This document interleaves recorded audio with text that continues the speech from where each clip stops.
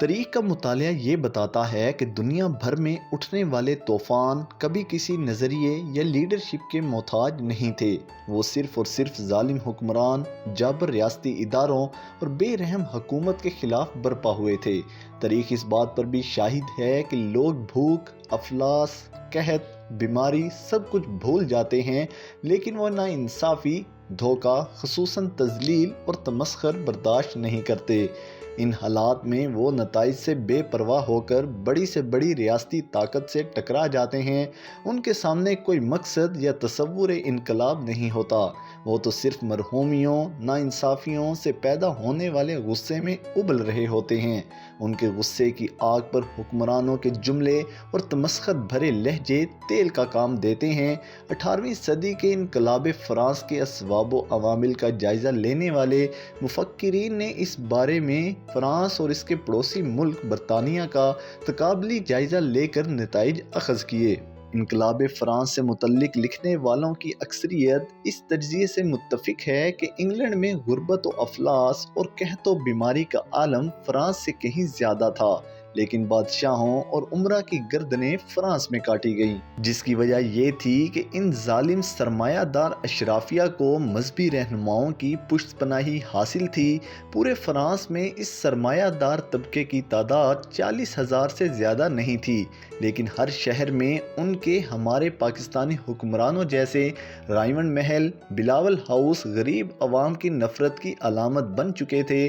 سرکاری عہدیداران ہر سال دیہاتیوں کو بیکار میں پکڑتے، ان سے سڑکیں اور پل بنواتے، لیکن اجرت مانگنے پر ان پر کوڑے برسائے جاتے۔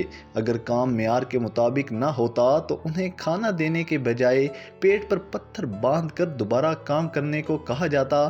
لوگ بھاگ کر پیرس آ گئے اور بھیک مانگنے لگے۔ ان کو برہنہ کر کر حیا سوز سلوک کیا گیا، بازاروں میں کتوں کی طرح گھسیٹا گیا۔ بھائی اور باپ کے سامنے ان کی بیٹیوں اور بہنوں کی عصمت دری کی گئی۔ کبھی ان کے منہ پر ابلتا ہوا پانی ڈالا گیا، کبھی ان کے ہاتھوں پر دکھتے انگارے رکھ دیے جاتے تاکہ وہ ان کے خون سے سرد ہو جائیں۔ لوگ مدتوں یہ سب کچھ برداشت کرتے رہے۔ ان کے دلوں میں خوف تھا کہ بادشاہ اور اس کی مضبوط فوج، جس کی پشت پناہی کلیسا کے مذہبی مداح بھی کر رہے ہیں، یہ سب بہت طاقتور ہیں۔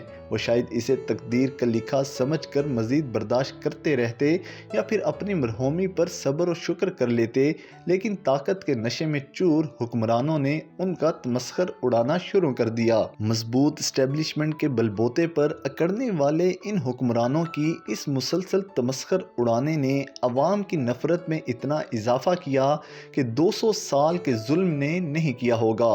عوام اٹھ کھڑے ہوئے اور پھر جس شخص کا ہاتھ نرم دیکھتے یا جس کے کالر پر میل نظر آتی، اس کی گردن اڑا دیتے۔ روحان کے منہ میں پہلے گھاس بھری گئی، پھر اس کی گردن اڑائی گئی۔ ملکہ نے اپنے بیان کی وضاحت کی، لیکن لوگوں نے قبول نہ کی۔ ہجوم کے ہونٹوں پر کوئی نعرہ نہیں تھا، ان کا کوئی نظریہ نہیں تھا، کوئی لیڈرشپ ان کی قیادت نہیں کر رہی تھی۔ وہ تو صدیوں کے ظلم اور تذلیل کا بدلہ لینے سڑکوں پر نکلے تھے۔ پاکستان میں آج عوام جس بپھرے ہوئے لہجے میں باہر نکلے ہوئے ہیں، اس میں عمران خان کا کوئی کمال نہیں، یہ 75 سال کی مرحومیوں اور ظلم کا نتیجہ ہے۔ پاکستانی عوام کو بھی بخوبی علم ہے کہ فرانس کی طرح یہاں بھی صرف 40,000 لوٹ مار کرنے والوں کا ایک جتھا ہے جو انہیں مسلسل لوٹ رہا ہے۔ وہ اب تک پرامن ہیں، اپنے دل کی بھڑاس نکال رہے ہیں، لیکن روز ٹیلی ویژن پر ان کا تمسخر اڑانے کے لیے رانا ثناء اللہ، مریم اورنگزیب جیسی گفتگو کرنے والے آتے ہیں، جن کی گفتگو آتش کو بھڑکانے کے لیے کم نہیں ہوتی کہ مریم نواز بھی کود پڑتی ہیں۔ 75 سالوں سے سینے پر بھڑکتی ہوئی آگ کو الاوے میں بدلنے کے لیے ایسے بیانات کافی ہیں۔ حکومتوں کی ذمہ داری حالات کو سرد کرنے کی ہوتی ہے، جبکہ بدماشوں کے ڈیروں پر ان کے سربراہ اپنی قوت کے بل بوتے پر مخالفین سے انتقام کے نعرے بلند کرتے ہیں۔